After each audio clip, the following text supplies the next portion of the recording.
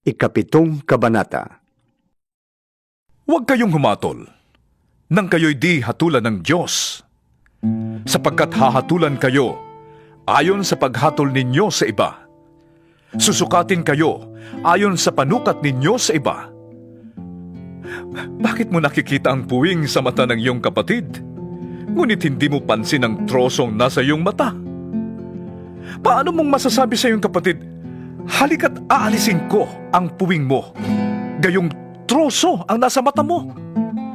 Mapagkunwari, alisin mo muna ang trosong nasa iyong mata, at sa gayon, makakakita kang mabuti at maaalis mo ang puwing ng iyong kapatid.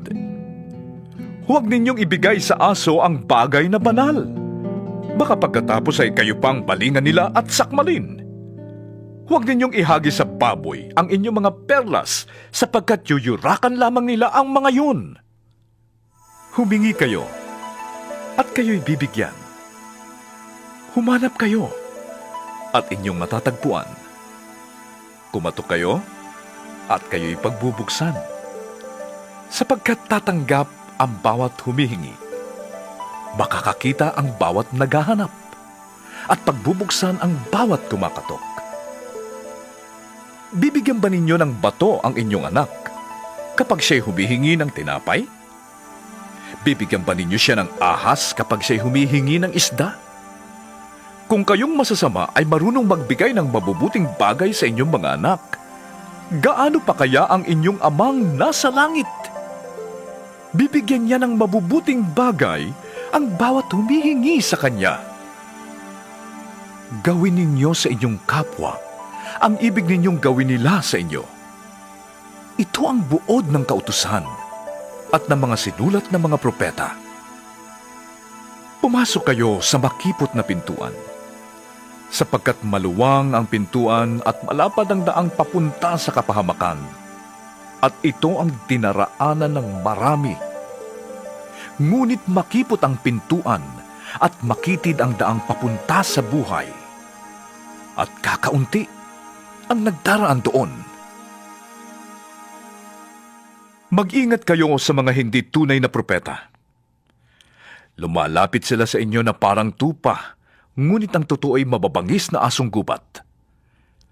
Makikilala ninyo sila sa kanilang mga gawa.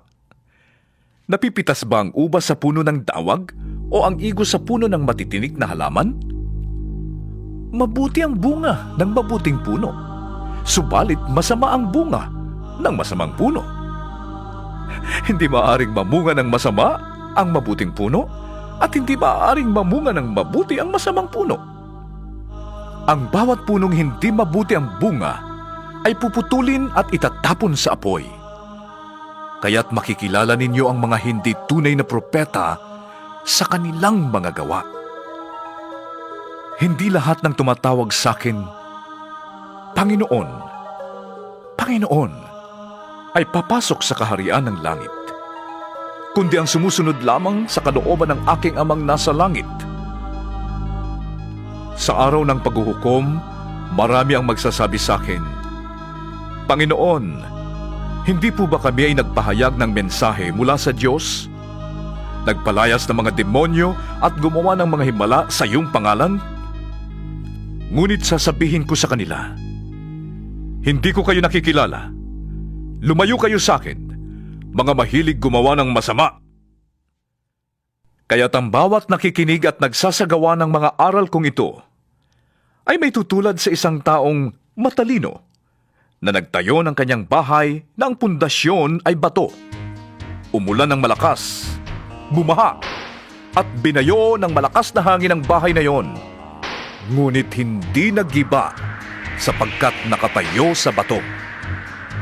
Ang bawat nakikinig ng aking salita, ngunit hindi naman nagsasagawa ng mga aral na ito, ay may tutulad naman sa isang taong hangal na nagtayo ng kanyang bahay sa buhanginan.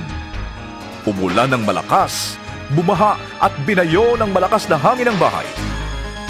Bumagsak ang bahay at lubusang nawasak.